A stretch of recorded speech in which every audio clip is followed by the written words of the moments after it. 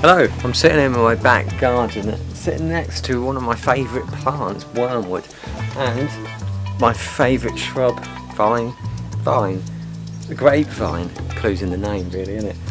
And it's just about starting to get some grapes growing on it. I planted that 3 years ago, and I'll be able to combine the two and make some vermouth.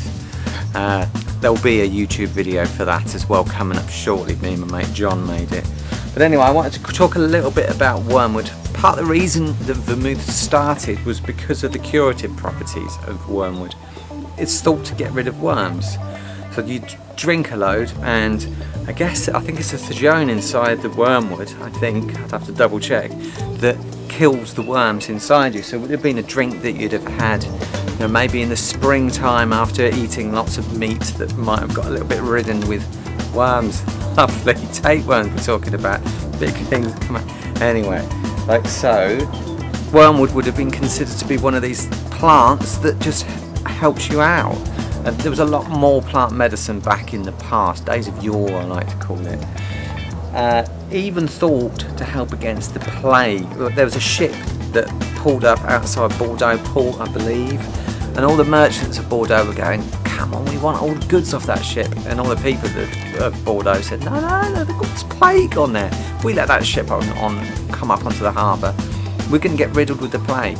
Merchants won, and the ship came aboard, and plague ravaged across France and into Italy, all the way across, killing lots and lots of people. And so these 4 thieves, tanked up on vermouth, came out, protected against the plague apparently, and just robbed everyone and made a fortune out of it. So for a while vermouth was called the 4 Thieves wine.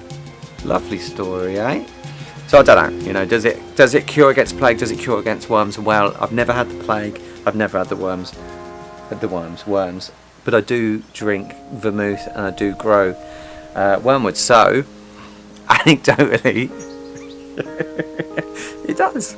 Anyway, this is wormwood. It's part of the daisy family, and you can see I love the colour of it. Silver, I love the grey. It's not unlike anything else really. You might get some plants that, silver grey underside, but it's a thing of beauty as well. I mean, if I could actually draw, I'd probably draw that. What am I fucking talking about? Anyway, lovely smell to it as well.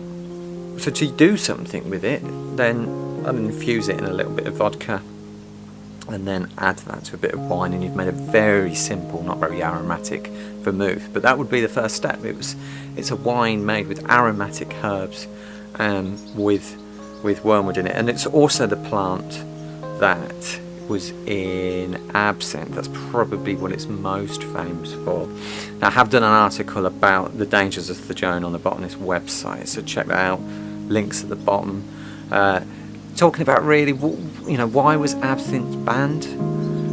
It turns out really a number of reasons, but none of them to do with this plant.